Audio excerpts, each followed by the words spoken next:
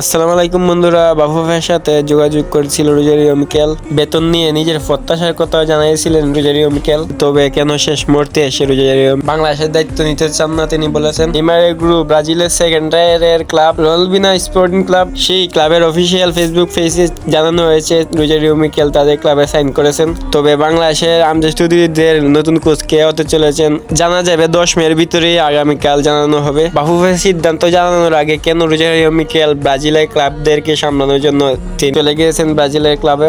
বাফুফে বারবার জানিয়েছেন শর্ট লিস্টে যারা যারা আছেন সবার সাথে কথা হচ্ছে। এরপরে কেন বাফুফের ঘোষণা দিবার আগে রোজারিও মিকেল কেন বাংলাদেশের দায়িত্ব ছেড়ে দিয়েছেন? তবে কি বেতনের কারণ থেকে রোজারিও মিকেল চলে গেছেন, না বাফুফের সাথে বেতনে বনাবনি হয়েছে না দীক্ষা তিনি তাই চলে গেছেন ব্রাজিলের ক্লাবেও, সেটা জানা গেছে না এখনো। তো নেইমারের গুরু যদি বাংলাদেশের কোচ হতেন তাহলে কিরকম হইল না আপনারা কমেন্ট বক্সে বলে যান। তো এখন বাংলাদেশের নতুন কোচ হতে চলেছেন ফ্রিজ করবেন আশা করা যায়, কিন্তু তারপরে বাফুফে যেরকম আলসেবানি লাগাইছে এইরকম আলসেবানি করলে কিন্তু বাফুফের কাছ থেকে ফিস কলম্যানও চলে যেতে পারেন রোজারিও মিকেলের মতন। রোজারিও মিকেল যে ক্লাবে গেছেন তাদের অফিসিয়াল ফেসবুক পেজের মধ্যে রোজারিও মিকেলকে নিয়ে তারা অলরেডি স্ট্যাটাস দিয়ে দিছে। তো এখন রোজারিও মিকেল বাংলাদেশে কোচ হতে চলেছেন না 100% কনফার্ম। এখন আমরা একজনই বর্ষা রোজারিও মিকেলের বদলা ফিস কলম্যান রোজারিও মিকেলের সমানেই তিনি কোচিং করাইছেন, রেড বেলদের মতন তারকাদেরকে কোচিং করিয়েছেন তিনি।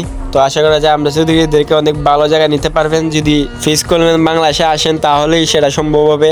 তো এখন খালি বাফুফের কাছে দেখা যাবে বাফুফে আগামীকাল কাকে ঘোষণা করে কোচ হিসাবে। তো আগামীকাল রবিবার জানানো হবে বাংলাদেশে নতুন কোচ কে হতে চলেছেন। তো আগামীকাল চোখ রাখবেন আমাদের চ্যানেলের মুখে, আমাদের চ্যানেলে বলা হবে কে বাংলাদেশের নতুন কোচ হতে চলেছেন। তো আপনারা যারা যারা অতকাল সময় ভিডিওটা দেখছেন আমাদের চ্যানেলটা সাবস্ক্রাইব করে আমাদের পাশেই থাকবেন।